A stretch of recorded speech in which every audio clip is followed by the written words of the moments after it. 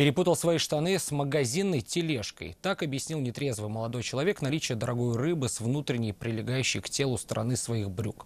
Попала она туда во время потасовки, которую устроил его знакомый в одном из супермаркетов на проспекте Победы в Казани.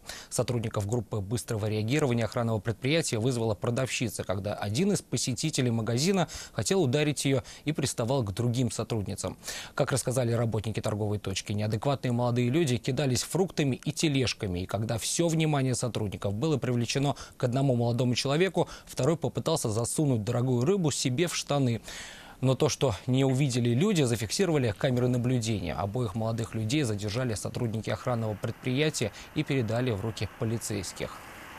Я сам попробую извиниться, честно. Не хочешь она ваши извиниться? Я денег ей отдам потом, а? А зачем рыбу ты взял тогда? Какую рыбу? У меня не было рыбы. Вот посмотри в камеру, у меня не было рыбы. А у меня была рыба дома. Рыба штаны сама У заполнила? меня дома. У меня не было здесь, клянусь, у меня не было. Может, у нее спросить? У кого была рыба? Я не знаю, у кого.